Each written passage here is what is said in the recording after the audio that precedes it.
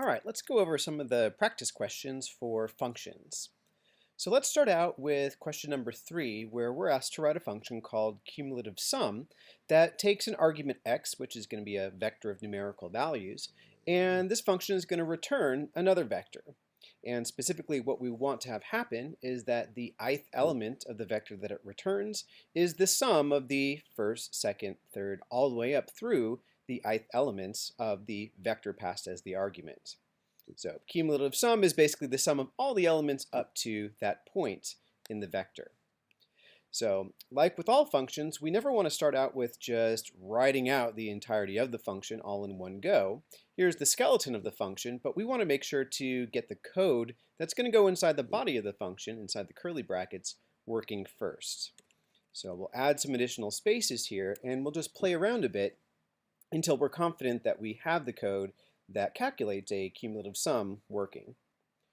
So, all right, one of the things that were given to us is a vector that provides a sanity check where we have the output of what the cumulative sum function is going to be. So let's go ahead and just left arrow that vector into X and try to write the code, figure out the programming logic where we get these numbers back. So how do we get the cumulative sum of the elements in X? All right, well, this sounds like a job for a for loop because we want to be doing something for each one of the elements in X, namely calculating the sum of the first, second, third, all the way up to that element of X. So because we realize now that we need to write a for loop, it's always a good idea to get the code working that's going to go inside the body of that for loop, what's going to go inside the curly brackets. So get the code working for one specific instance of what you'll eventually be looping over. So we know we're going to be looping over basically the positions inside the vector x, 1, 2, 3, 4, all the way up to the number of elements in x. So let's just choose rather arbitrarily the fifth element of x. And I'm going to call my looping variable I, and we'll try to get the code for the cumulative sum of those first 5 elements of x. All right, well, how can I get the sum of the first, second, third, fourth, and fifth elements of x? Well, the sum function will get me there. And if I just type in the x square brackets, I'll be allowed to refer to the specific elements of x that I want to be summing up. So in this case, I want the first through the fifth elements here. If I run this line of code, well, got to define my x first. I can see that 1 plus 3 plus 6 plus 2 plus 2 is 14. I'm getting the sum of the first 5 elements. Now, because when I'm developing my code, I want to make it as general as possible so that it just automatically fits inside that for loop, this 5 right now is really being stored just in the variable I, so why don't I go ahead and take the sum of the first I elements, 1, 2, all the way up through I, and we can see that this is working. So this is essentially what I want to be having in my for loop. I want to loop through values of I of 1, 2, 3, all the way up to the number of elements of x that I have, and store the cumulative sum in some sort of object. So let's just call the vector in which I'm storing these cumulative sums results. Why not? It's up to me what I want to call it. And let's go ahead and write our for loop now. So we wrote our code in terms of the variable I, so we'll reuse that as the name of the looping variable. We know that we want I to take on the values 1, 2, 3, all the way up to the number of elements in x. So we'll type that out as the length of x. It'll automatically figure out, hey, I want to do this through I of 1, 2, 3, 4, up to 7 in this case. And what we want to do for each value of I is to calculate the sum of the first I elements. And we're going to be storing that inside the vector results, but specifically the ith element of that vector. So that way the first time through the loop, we're putting into the first element of results the sum of the first, well, just 1 elements of x. The 7th time through the loop, we'll store in the 7th element of results the sum of the first 7 elements of x. So if I run this as a block and look to see, well, what's inside my results vector, I see that I'm reproducing essentially the elements that I'm expecting out from the cumulative sum function. So I've essentially written the body of my function at this point. Given a vector x, this code that I've written right here is going to be defining a vector called results that contains the cumulative sum of the elements of x. So I'm basically ready to write the function. The skeleton of the function is already provided for me, so I'm just going to copy and paste the code that I just wrote inside the body of that function. And I'm going to highlight this. I'm going to go to code and then re-indent line so that it looks a little bit prettier. And I just need to fill in the pieces here. So the name of my function is cumulative sum. What do I want the argument of this function to be? Well, it's just taking the argument x here, the vector that I want to be doing this cumulative sum operation on. So I'll put in x to allow the user to pass that vector to the function. And once we have that vector x, well, we define inside the body of the function the vector results and then fill in element by element the cumulative sum of the elements of x. Now, one last thing I need to do is I need to tell the function, hey, return back this results vector to the user. Print it back to the screen so we can left arrow it to something else so that we can work with it. So I need a return statement. What am I going to be returning back to the user? Well, I'm going to be returning not x, but the results vector that I was calculating. So let's go ahead and clear out the environment once again. This is the best way to test the function. Clear out the environment, define that function so that this is basically the only thing that R knows about. And then go ahead and try to run this function with this specific argument. So we see it's returning back exactly what we expected with our sanity check, so we're good to go. We could run this line and it would go and calculate the cumulative sum of a vector of 10,000 different elements with the values randomly picked between 4 and 8. Specifically, we're looking at this element position, and it turned out to be this value right here. All right, so question number 7 asks us to write a function that's going to help us out when we talk about clustering or nearest neighbor classification. When we do this, we want to basically calculate the distance between individuals, and we need to figure out what to do with categorical variables. How do we figure out the distance between red and blue, or chocolate and vanilla if we're talking about ice cream? And so one way to do this is to just basically look to see if the value of that categorical variable is the same between individuals or if it's different. And so that's going to be the goal of this function. How do we calculate the distance between categorical vectors here? Well, what we're going to do is simply consider those two vectors and count up the number of elements that are different. So for these two vectors right here, v1 and v2, just going down the line here, we see the first elements are different, the second elements are the same, the third elements are different, the fourth are the same, and the fifth are different. So we would say that the distance between these two individuals would be 3, because they have 3 differences in those values of those categorical variables. All right, so how are we going to capture this in the function? Well, once again, we're not going to start out by writing the entirety of the function in one go. We're going to get our code working for a specific instance and then make that work inside of a function. So what we're going to do is work with these two vectors here and get the logic so that the body of our function is going to be working here. All right, so v1 and v2 are our two vectors. We know the answer is going to be 3 here. So how do we get 3 out from some code that we can write? How do we count up the number of differences?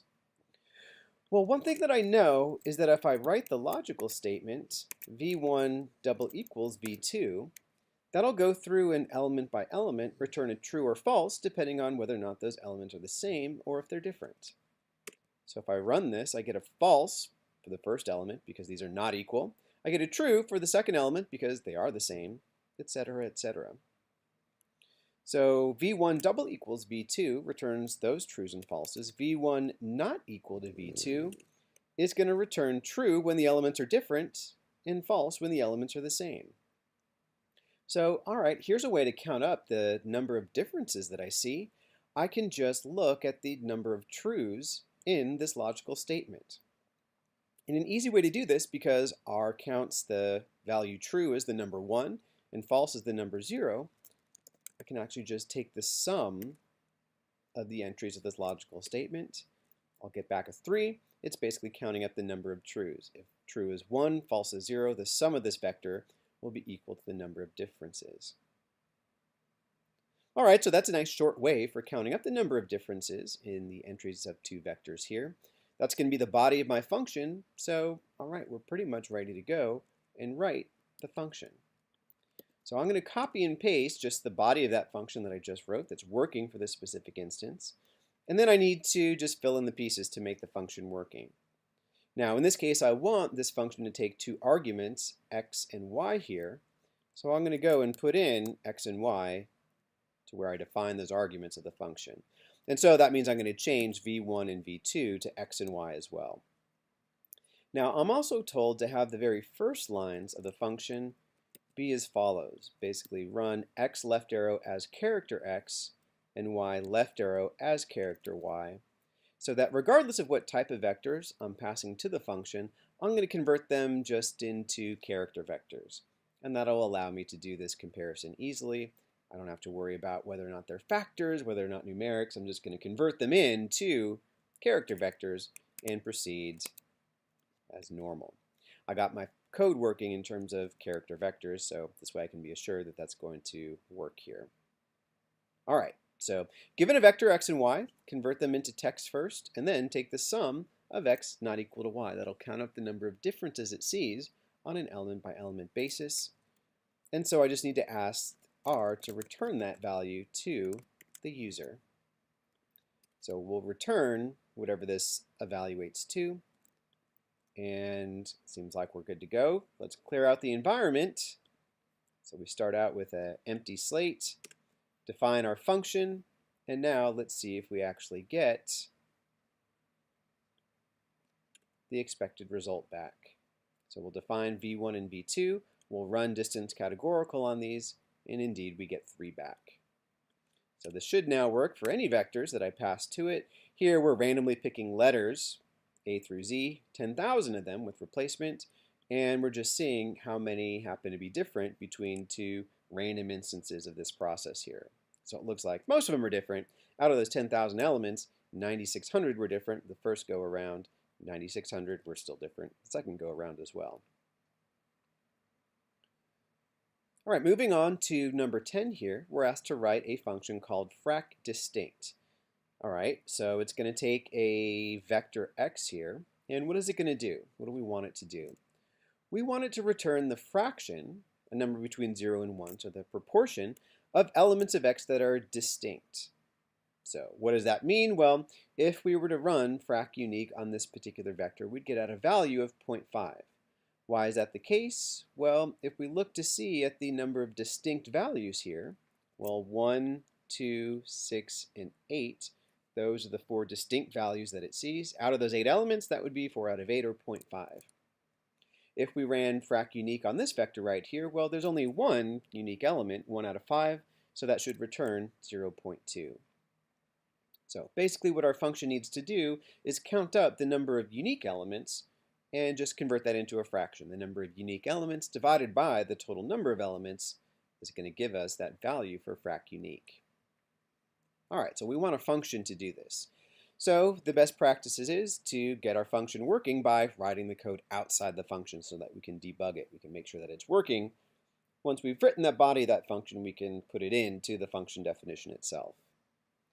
So we have a few sanity checks here, so let's go ahead and get our code working for these vectors. So let's get our code working for this vector x. We know that when we run frac unique on x, we should get a 0.5 because 4 of these 8 elements are distinct. So how can we do this? How can we count up the number of unique elements? Well, one thing that we know is that there's a function called unique, and if we give it a vector, it'll print back the number of distinct elements in there. So 1, 2, 6, and 8. How do we count up how many there are? Well, length unique will get us there. So there's 4 distinct elements in the vector x. If I want to convert that into a fraction, I can just divide by the number of elements that are in x. So length unique x divided by length of x gives me that 0.5. All right, so that code worked for this vector. What if I had this vector instead? Well, we have 1 unique out of those 5 different elements, so this should return 0.2. Length unique, if we count that up, there's just 1. Length of x, that's 5. So this fraction will be 0.2. So the only thing that we actually need in the body of our function really is this length unique x divided by length of x. Count up the number of distinct elements, divide by the number of elements in x, and that'll return, or that'll give us the fraction of unique elements in the vector x. So let's go ahead and copy and paste the line of code that's going to go in the body of our function in the appropriate place.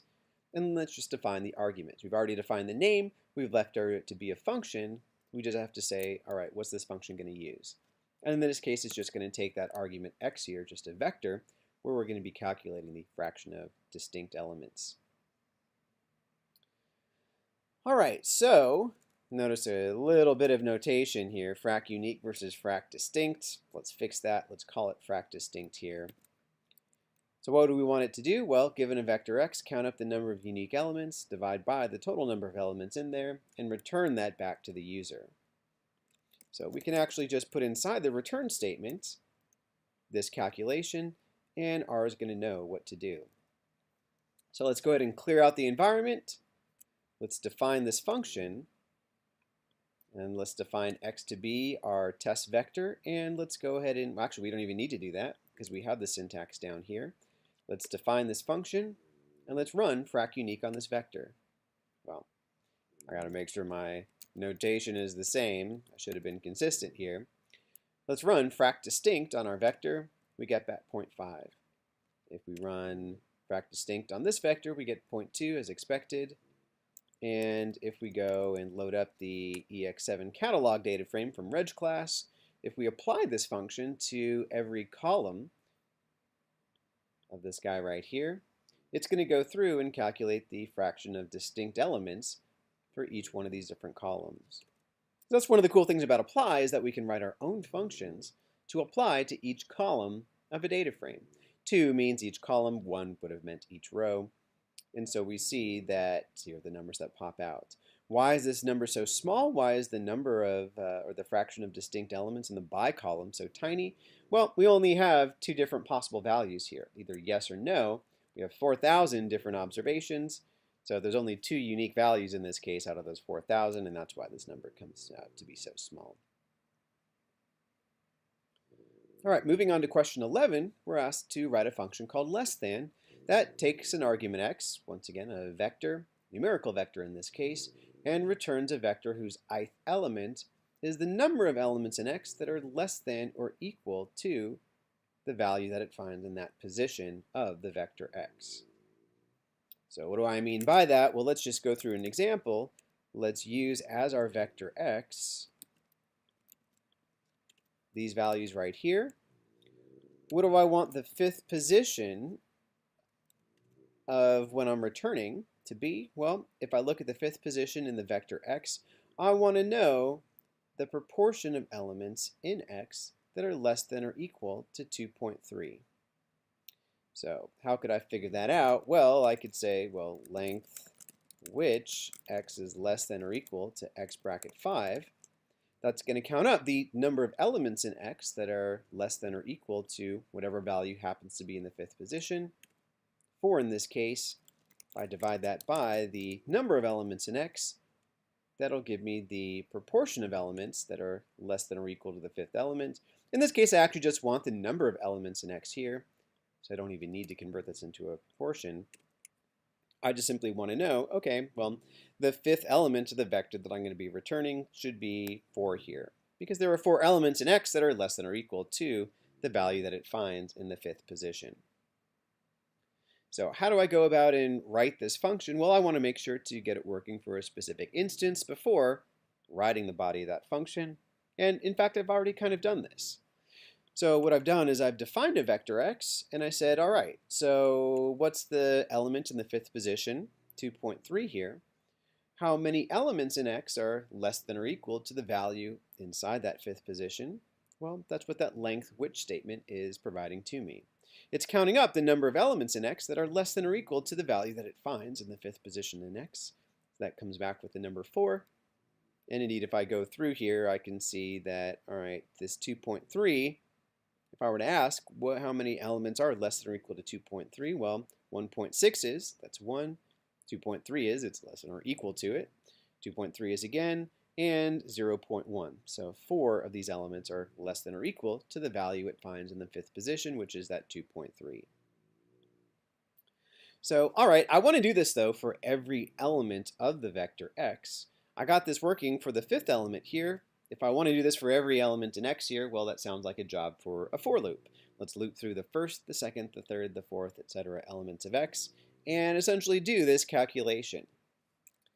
So how would I go about doing this? Well, I got this working for the fifth element, but in general, I want to be looping through the elements of x. So if I would have just said I left arrow to 5 and looked at the value in the ith position of x and replaced this 5 here with I would have gotten these same results back. So I know when I'm going to be writing a for loop, don't just sit down and write the whole for loop all in one go. Get the code working for a specific value of your looping variable. And if I call my looping variable I in this case, I know I'll be looping through I of 1, 2, 3, 4, 5, 6, etc. However many elements of x there are, well, I'll just make sure to get my code working in terms of that looping variable I.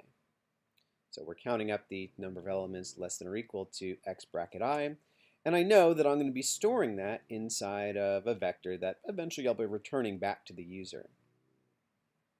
So why don't I be a little bit more careful about this? Why don't I define results as the vector that's going to keep track of the number of elements that are less than or equal to particular elements in the vector x. And so when I have I is less than or equal to 5, I want to store inside the fifth element, the ith position in the vector results, the number of elements in x that are less than or equal to whatever value it finds in that ith position of the vector x. So if I run this and look to see, well, what's inside my results vector, I haven't defined the first, second, third, or fourth elements yet because I was equal to 5.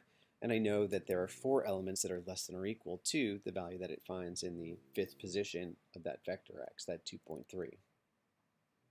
So what's my for loop going to look like? Well, I'll be looping through I of 1, 2, 3, all the way up to the number of elements that are in x. I want to leave that open-ended here. I know in this case that there's, 7 elements of x. And I want to make sure that in general, I just code that is the length of x here so that it's allowed to freely change depending on whatever the user happens to pass as the argument x. So my body of this for loop is already written. I can just borrow that down here. I'm going to borrow the results left arrow, the empty vector, so that I can make sure to initialize that right before I let that for loop run. So if I look to see, all right, what's inside my results vector, here are my numbers that come out, and indeed, that's actually what I'm going to want that function to return. It looks like there are exactly 2 elements that are less than or equal to 1.6, that very first element of x, 1.6 and 0.1. So it's doing its job. All right, so I'm pretty much done. I'm ready to write that function. I'm going to borrow the body of that function that I've written outside the function and now put it in there here. Given a vector x, that's what I want my argument of that function to be. I need to tell the function what it's going to be playing around with, some vector x that the user is passing to it. Given a vector x, start out by defining results to be an empty vector, then loop through each element of x. Go from I of 1, 2, 3, all the way up to however many elements of x there are, and put into the ith position of the results vector the number of elements in x that are less than or equal to the value that it finds in the ith position of x. And then once we've done that, once we've executed that for loop, let's give the contents of the results vector back to the user. So we're going to return the results vector. So I'm going to highlight, go to code, re-indent the line so it looks a little bit prettier. I'm going to clear out the global environment, so when I define the function, that's the only thing that exists. This is the best way to debug the function, make sure that it's working. And I'm going to run less than on my test vector. And indeed, I get back the expected results.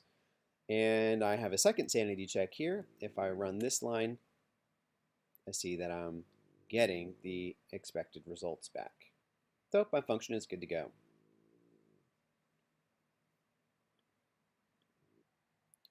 Let's move on to question 13, where we're asked to write a function called findTip.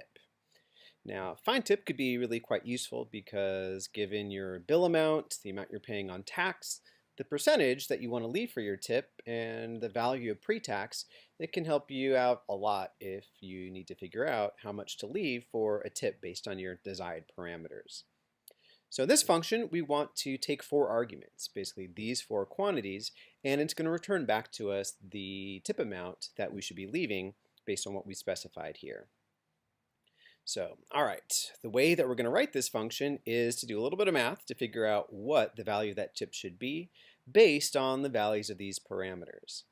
So how do we start out by writing this function? Well, we don't write the function at all. We just make sure to get our code working for some specific test cases. Now, in this case, we have four test cases where we're told what the answer should be.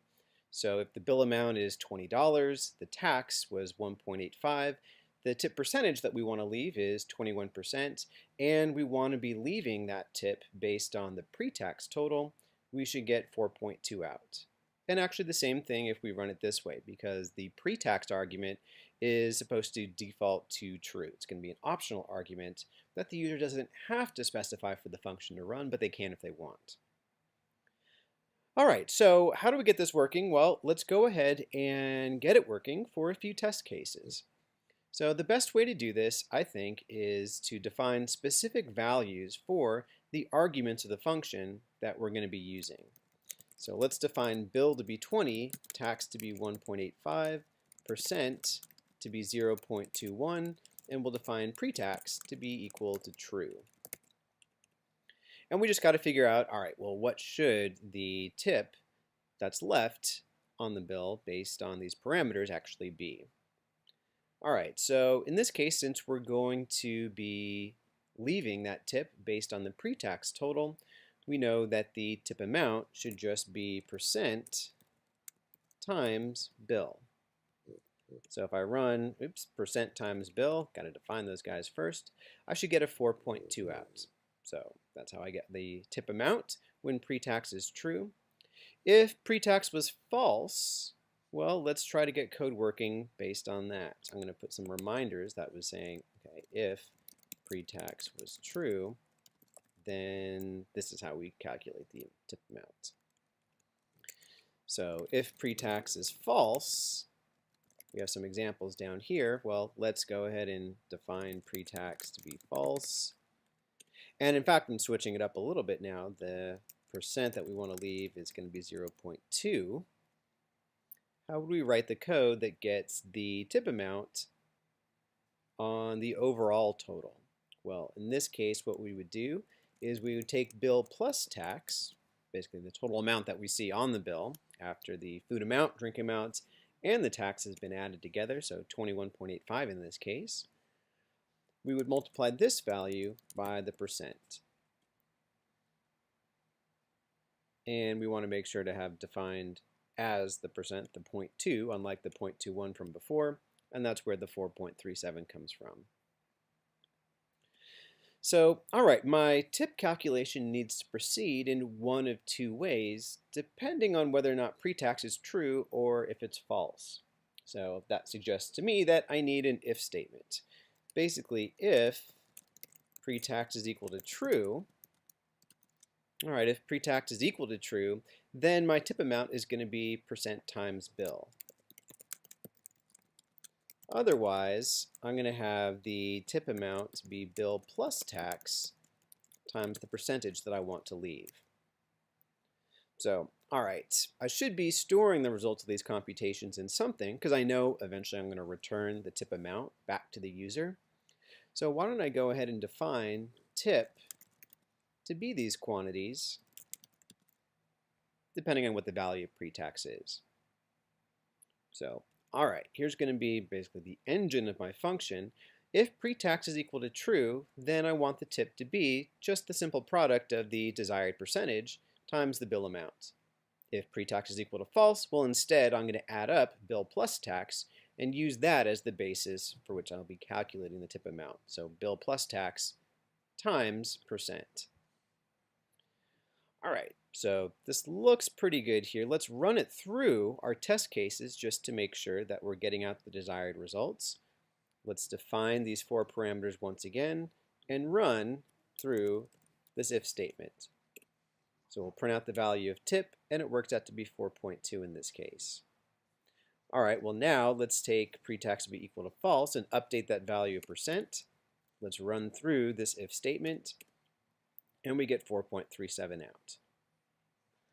All right, so this is basically what we want our function to do when it's given these 4 parameters. Consider the value of pre-tax, and depending on if it's true or false, calculate the value tip based on one of these 2 equations and return that back to the user. So let's go ahead and actually take that and put that as the body of our function, because we know that that's what we want the function to do. And in the end, well, we want it to return the tip back to the user. So we'll put that inside a return statement. All right, so what do I need to do for the rest of the function in order to get it to work? Well, I need to define the arguments. So it's going to be called find tip. The name's provided for me. It's being left arrowed to function. I just need to make sure to put those arguments inside the parentheses. And so in this case, well, I wisely wrote my test cases in terms of what I wanted the names of my arguments to be. So I can actually just say, all right, I want argument bill, tax, percent, and pre-tax. But in this case, I want pre-tax to be optional, and I want it to default to be equal to true. And when I want to have an argument be optional, and when I want to specify a default value, when I'm actually writing the arguments of that function, I'm going to give the name of the argument, and I'll put an equal sign and put it equal to the default value. So this way, if the user doesn't specify pre-tax, by default, it'll use pre-tax equal to true. All right, so let's see if this function's working. Let's clear out that global environment. So we start with a blank slate. Here's our function find tip. And let's go ahead and run some of these test cases. So if we run find tip 21.85.21 pre-tax equal to true, well, what it'll do is, because the order of the arguments is going to be matching up with the order of the arguments in which the function was defined, it's going to take bill to be equal to 20, tax equal to 1.25, percent equal to 0.21, etc., etc. So let's run this one, and we'll confirm that indeed it comes out to be 4.2. Let's run this next one, and we'll see an issue. $420. Well, that's not the right answer. 4.2 should have been the right answer, so what went wrong? Well, there was one thing that I neglected. One thing that I was going to allow the user to do is actually enter in the percent either as a decimal between 0 and 1 or as a number between 0 and 100. So I actually wasn't quite done yet in terms of the body of my function, because I needed to take into account that, sometimes the user is going to enter in a number between 0 and 1, other times between 0 and 100. So how am I going to handle that? How am I going to handle this exception here? Well, I'll write this outside the function once again, just that I can easily debug this. Since I've already written my code assuming that percent is going to be a number between 0 and 1, the easiest way for me to go about doing this is to basically convert a number between 0 and 100, if that's how the user is going to use it, into a number between 0 and 1. So how can I do this? Let's imagine that percent, when the user is running it, is going to be 20%. So since the rest of my code is written assuming that percent is going to be between 0 and 1, why don't I go ahead and write an if statement that says, if percent is bigger than 1, just take the value of percent and divide by 100. So if I do this, percent right now is 20.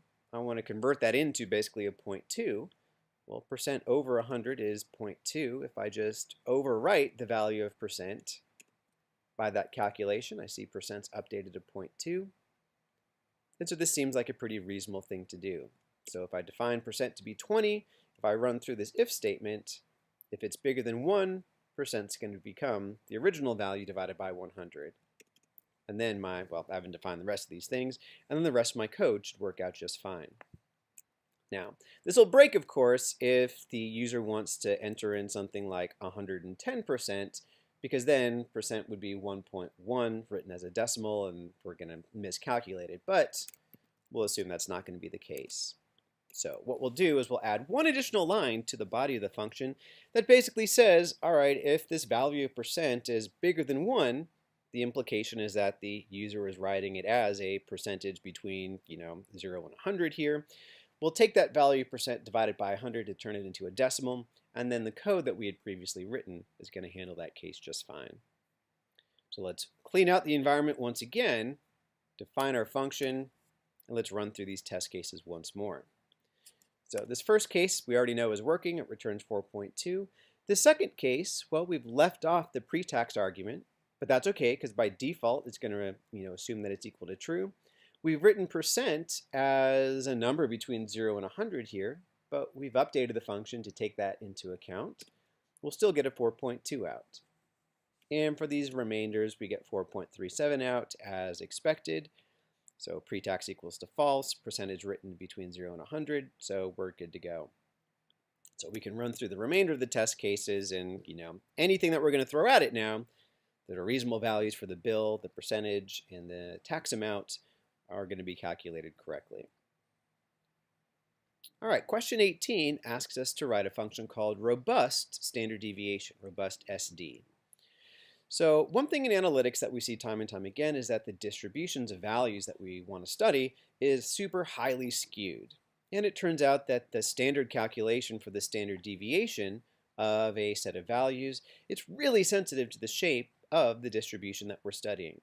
If we're dealing with really skewed distributions with outliers, the value of the standard deviation is going to be inflated to a much larger value than what we'd really like. We'd like the standard deviation to tell us the typical difference between the average value of a group of numbers and the numbers that we end up seeing. So it's the typical difference between values and the average themselves. When we have a skewed distribution, the standard deviation tends to return a bigger number than what we'd really like. So what's our recourse? Well, we can get a more robust estimate of the standard deviation by looking at the quantiles or the percentiles of our data values instead. And there's a relationship that we can use that gets out a pretty good estimate of what that standard deviation is when we're dealing with a symmetric distribution based on the quantiles of the distribution. Basically, take the 75th percentile, subtract off the 25th percentile, divide by 1.35, and if the distribution was roughly symmetric, where the standard deviation would be appropriate for measuring this quantity, we get back about the same number. So, all right, here's what we want our function to do. Basically take a vector of values x here and return this quantity, the 75th percentile minus the 25th percentile, all that divided by 1.35. All right, well, how are we going to do this? Well, to write the function, we're going to write the body of that function first outside the function itself. We want to make sure that our code's working before we put that inside of a function and it becomes hard to debug. So we want our function to have an argument x, so let's go ahead and define a test case in terms of x here. And let's go ahead and just look at the mtcars $HP vector. So mtcars is a data frame that R knows about. $HP is extracting out the horsepower column of that. So let's define our vector x to be this. All right, so what we need to do is we need to calculate the 75th percentile. All right, well, the command we're going to use is quantile. The second argument is 0.75. So this gives us the 75th percentile. And what we want to do is we want to subtract off the 25th percentile. So I'll copy and paste that, just change this to 25. There's the 25th percentile, so the difference is 83.5. Now what we want our function to do is to take this difference and divide by 1.35. So that would be the result. Now notice that this number has a name. It's called 75%. We can give vectors names in R. We might not want everything to have a name, so I'm going to just run this through as .numeric, which will strip away those names. Okay. So it looks like we've written the body of the function. Given a vector x, this line right here calculates that interquartile range, the difference between the 75th and 25th percentiles, and then takes that, divides by 1.35, which is what we want as our robust estimate of the standard deviation. So, we're actually pretty much done with the function. This is the code that we want to be putting inside as the body of the function. This is what we want our function to do. Take that vector x, calculate this quantity, and we want to return that back to the user. So I could say left arrow this to results, and then just make sure my return statement returns back the contents of this quantity. All right, what's the last thing I need to do? Well, I need to specify, well, what's the argument of this function? We wrote our test code in terms of the vector x, so we'll call that argument x, which is what we wanted that function to take anyway. All right, well, let's try it out. Let's clear our global environment. Let's define robust SD, and let's go ahead and run that on robust or on mtcars mpg and HP. So for the horsepower column, we already knew the answer should have been 61.85. For the MPG column of mtcars, well, our function's claiming that is 5.46, etc. Is that true? Well, let's look at a summary of the MPG column. Here we actually get the 25th percentile and the 75th percentile. That's what R is calling the third quantile, the first quantile, etc. So 22.8 minus 15.43 divided by 1.35.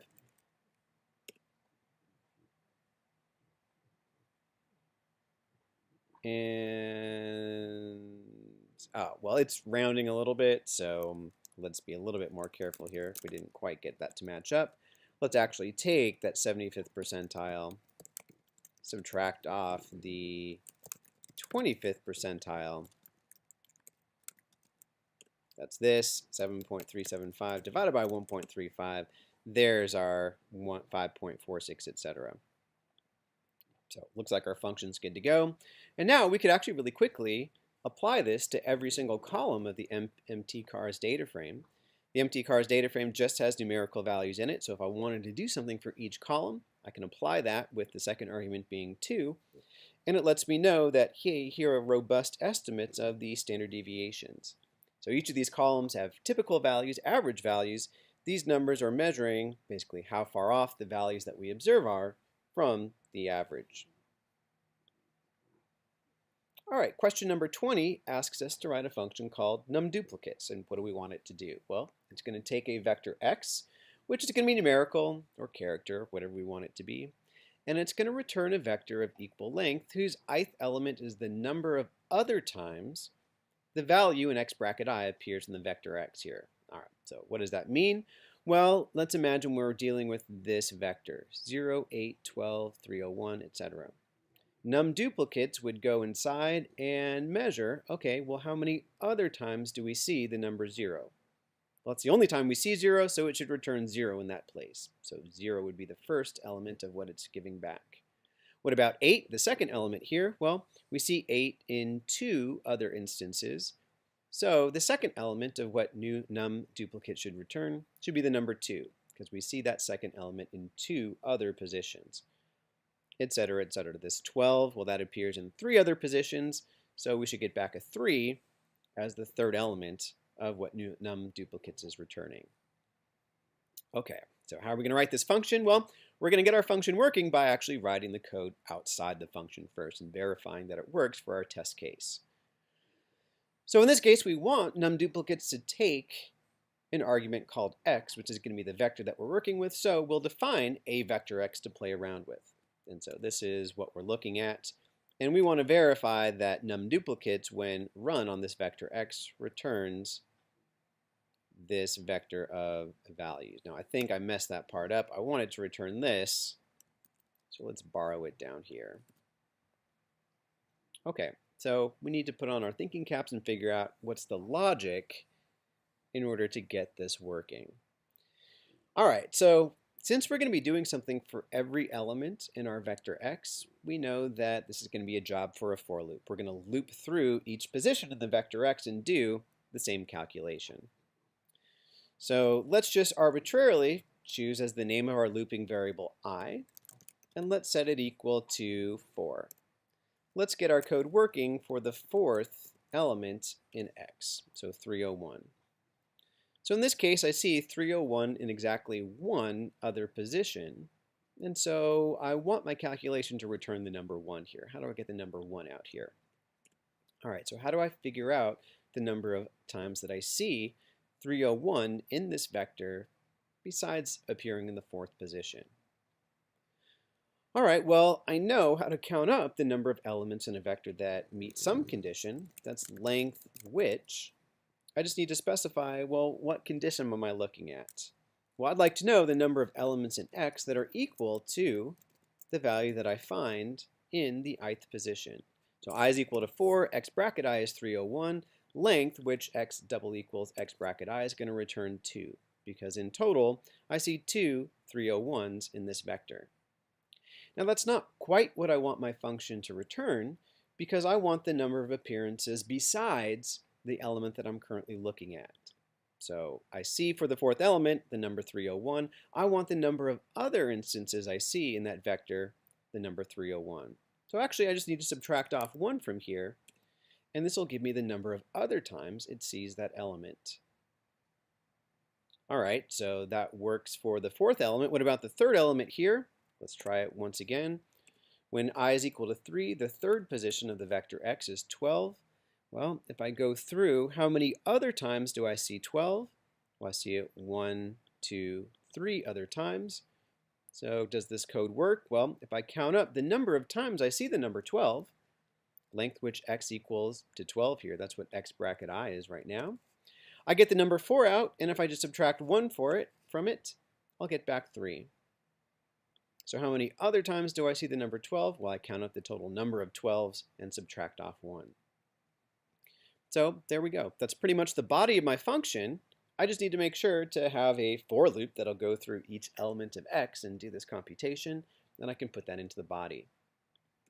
So since I got my test code working in terms of a looping variable called I, I'll go ahead and reuse that as the name of my looping variable. What values do I want I to equal? Well, I want to go through each element one by one of the vector x and perform this calculation. So I'll take the vector to be 1, 2, 3, all the way up to the number of elements in x. So I'm not going to hard code that. I'll leave that open-ended depending on what the actual vector x is going to be. So 1 to length of x is going to be my looping vector. In this case, x has 10 elements, so I'll go through I of 1, 2, all the way up to 10. Now, what do I want to do for each value of I? Well, I want it to do exactly this. I want it to look inside the vector x, count up the number of instances it finds the same value in position I, and subtract 1 from that. That'll give me the number of other times in the vector x it sees this value. And I need to be keeping track of this because eventually I'm going to be returning these numbers back to the user. So I'm going to go ahead and left arrow results to start out to be an empty vector. And then as I'm working through the vector x, I'm going to put into the corresponding position inside results this computation. So let's run this and see what we got. So for the very first element of x, that was the 0. I see a 0 for the first element of results. Does that make sense? Well, yes, because I don't see the number 0 anywhere else. So the number of additional instances where I see this number is indeed 0. The second element of results is 2. Does that make sense? Well, if we look at the second element of x, we see 8. How many other times do we see 8 in the vector x? We see it twice. So yeah, this logic is working. We got the body of our function working for kind of an arbitrary vector x here. So now all that's left to do is to put this basically as the body of our function and then polish it up. So here's what we want our function to do. I'm going to go to code and re-indent lines so it looks a little bit prettier. We want it to take a vector x. That's what we want our argument of that function to be. That's what we're going to let the function play around with.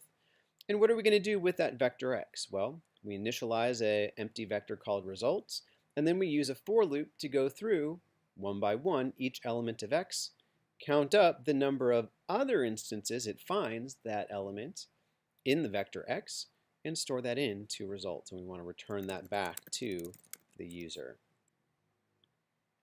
So let's see if this function works. We'll clear out the environment, we'll define the function, and we'll run some test cases. So if I define my vector x to be what I've been playing around with all along, I know what the answer is going to be. If I run num duplicates, I do indeed see that it produces the expected result. And all right, here's another sanity check. Here we are basically picking random numbers between 1 and 30. 2,771 of them with slightly different probabilities. So we can really put our function to the test. Do we get the same results back? We do indeed. So we're happy with our function. All right, the last question on the practice set that we'll go through is a pretty interesting equation called the logistic map. And this has been used to study populations, but it has some really interesting properties that actually kind of help to launch the whole study of chaos theory. Now, the equation that we're going to study is actually pretty simple. What we're going to imagine that is that the population, which we'll define as just x here, evolves over time, specifically in accordance with this pretty easy equation. So the population at time t is equal to the population at the previous time times some number plus or times 1 minus the population at that previous time. And so we're going to evolve to future times just by using this equation. We can see what x is going to be equal to at the next increment by referring back to what it's equal to at the current increment here. So what's cool about this is that it kind of models reproduction. If r is basically our number, which can go between 0 and 4, that models a bit about how fast the population is increasing. And if we give it a little bit of starvation, where the population is dying off, then we're able to capture, kind of the key elements of how populations evolve: reproduction, starvation, and death. And so it turns out that this equation actually produced some pretty interesting behavior.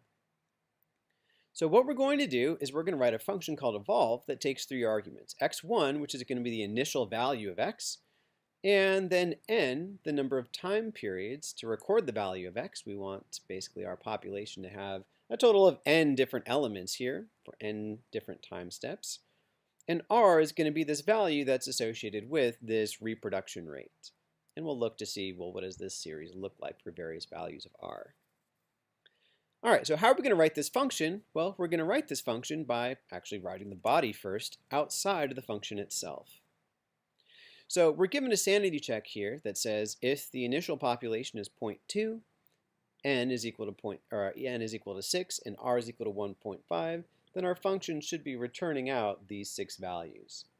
So let's go ahead and get the code working for these specific instances for these parameters. So, all right, that first argument we said we're going to be calling x1, which is going to be the initial population. We want n to be equal to 6, and we want r to be 1.5. So how are we going to go through and figure out what all of the elements of x should be equal to? Well, I'm going to borrow this equation because I'm definitely going to be using it. Well, I know that the initial population is x1, so that very first element of x should be set equal to x1. So I'm going to go ahead and just say, all right, let's start out x as the empty vector, and let's put into the first position whatever the value of x1 is. I'm going to clear out this global environment, so I'm starting with a blank slate. So we're starting out with my population being 0.2. And I want to know, well, what's going to happen next? And so I'm given this equation that, okay, x bracket time is left arrow to be r times x bracket time minus 1 times 1 minus x bracket time minus 1 as well. So if I say time is equal to 2, this will give me what the second element of x is based on what the value of the first element is. Because if time is equal to 2, time minus 1 is equal to 1, and I know what that first element of x is. So if I say time is equal to 2, run this equation, I see that the second element is 0.24. All right, matching up so far. And, well, I can just reuse this equation again. If I set time is equal to 3, then the third element of time will be given to me in terms of what the second elements of time were, because time minus 1 is 2, and I know what x bracket 2 is. So if I define time to be 3, run this equation again, check to see what the result is, I see that I'm matching up the intended output here. So, of course I could do this manually. I could just change time to be 4, change time to be 5, change time to be 6, and run through the entirety of this block, and sure indeed, I will match up the desired output, but this is somewhat of an inefficient way to do this. What if I wanted to project what's going to be happening 1,000 time steps into the future. I don't want to copy and paste this code 1,000 times. So this is a job for a for loop. Basically what I see is that I'm looping through values of time from 2 up to 6 here, and I'm doing the exact same line of code for each value of time. So that suggests that, hey, I can easily accomplish this evolution just by writing a for loop where the name of my looping variable is time, and my looping vector, the values that I want time to be equal to, are 2, 3, 4, 5, and 6. And the body of my for loop, what's going inside the curly brackets, is just this one line. So why don't I do this? I'm going to copy and paste where I kind of got x started, and then I can just say, all right, for time in 2 through 6, just do this. Place into the time element of x r times the time minus 1 element of x times 1 minus the time minus 1 element of x here. So if I run this and look to see what the value of x is, I see I get my intended results back. So that's a very easy way to figure out what's going to be happening as far into the future as I want. If I change this 6 to be 10, 100, 1,000, I'd be able to go and figure out what the evolution of the system looks like all the way out to that time step. So I'm pretty much good to go actually with what the body of my function is going to be. Now for this specific instance, I hard-coded 6 because that's how many elements of x that I wanted. But in general, I wanted it to be just the number represented by n here. So if I change this to n, well, n is going to be something specified by the user, and it's going to be able to figure out how many elements to generate automatically. And the nice thing is, since I left arrowed r to be 1.5, I didn't even hard code a value here. I can just reuse this line as is because I wrote this generically with r being 1.5, the value for my test case. So, all right, I've written the body of my function. That's great news. So I can copy this and just put it into my evolve function. I need to polish this up still, so I'm going to go ahead and re-indent these lines to make it look a little bit prettier, and then fill in what I want the missing pieces to be. All right, so I'm supposed to write a function called evolve that takes 3 arguments. x1 is the first argument. That's what we started out the vector x to be. Then I want n to be the second argument, the number of time periods that we're looking at here. So that was what I found to be in my looping vector for my for loop. And then finally r, this value that's talking about how fast the population is growing versus dying off, etc. So once the user gives me x1, n, and r, well, the body of my function takes care of the rest. We start out by defining x to be a blank vector. We put into the first element of x, the initial population, and then we evolve this series, go through to values of time in 2, 3, 4, all the way up to n, however many time periods that we want as specified by the user, and we put into the positions of x what the values are going to be according to our evolution equation. R is specified by the user, so we're good to go. The only thing left is that after this for loop, we have to make sure to give that back to the user where we want to know, okay, what's in these elements of x? And so here we go. Let's clear out the environment. Let's define it. And now we can test it out for our test case here. So do we get back the numbers? Yes, we do. Great. So the rest of these questions actually have you go through and look to see, well, what does this series actually look like for particular values of n and r? And this is really where the most interesting thing happens. So let's actually run through this quickly. So what we're going to do is we're going to do 30 elements generated by the logistic map when x1 is 0.6 and r is 0.2. So what we can do is plot.ts, plot this as a time series. The vector that comes out from running evolve with x1 of 0.6, that was the first argument. I'll go ahead and label that, give it a name. N was 30 and r was 0.2. If I run this, well, I see that for this parameter, the population very quickly dies out. The population goes to 0, and so everything dies. We're not reproducing fast enough to account for the starvation or kind of death rate of the population, and so things just kind of die out here. And if we look at the last few elements, we can see that it's just getting closer and closer to 0. 1.2 times 10 to the minus 21 power, well, that's basically 0 here. All right, well, what about some other parameters of R? Let's just take a look at this. So here we're starting out with x1 of 0.6 once again. We're going to go through 30 time periods, and we're going to use an R of 2.4. All right, so let's change R of 2.4 and look at the evolution of a population. Well, here we see it settles down pretty quickly to a particular number, so the population stabilizes, in this case at about 0.58333. So in this case, a bigger value of R makes our population infinitely sustainable, and it reaches a nice stable equilibrium where we have a value of the population of 0.5833. If we treat the values of x as, say, the proportion of capacity that the population is sustaining itself at, here we're seeing that we're stable at about 58.3% capacity. Okay, well, what about some other values? Let's look to see what happens if we now generate 50 elements. Still, again, starting at x1 of 0.6, but now R is equal to 0.33, or 3.3. So what happens in this case?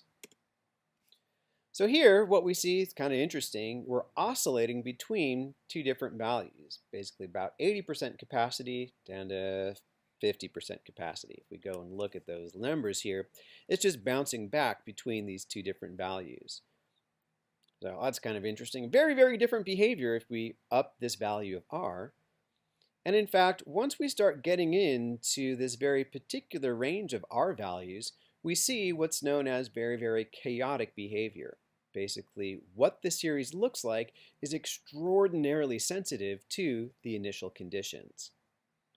So let's finish this out by looking at the first 250 elements. When R is equal to 4, kind of its maximum possible value, and x1 is equal to 0.6, and then once again, when x is equal to 0.59999, almost 0.6 here. So if we plot this and look at the last few elements when R is equal to 4, and we started at 0.6, here's the series that we end up getting. Looks kind of weird that it doesn't look like there's any sort of patterns to it.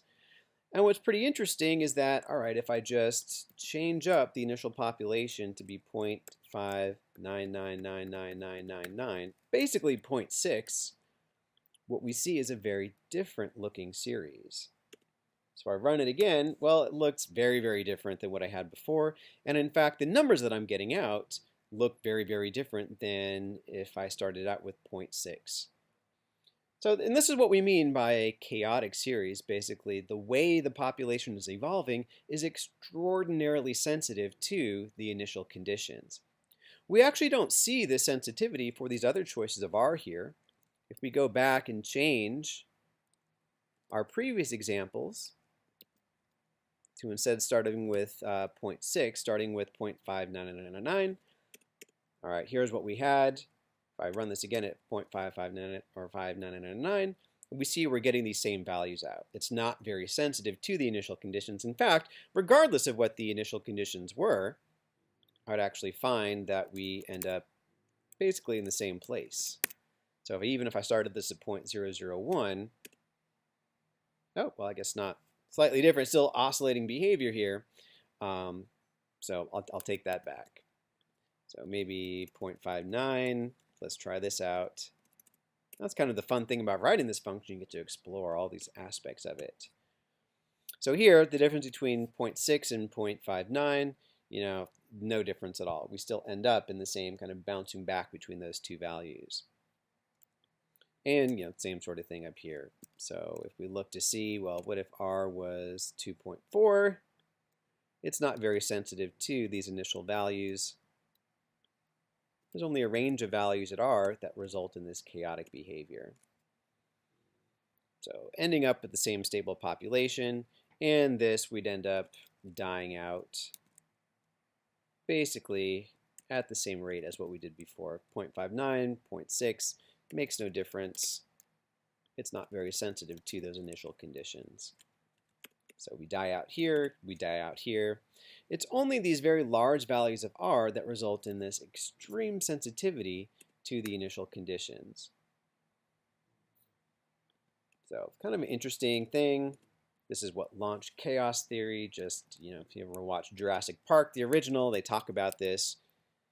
I just changed this to 0.59998, and we get a completely different series out. It's very, very interesting here.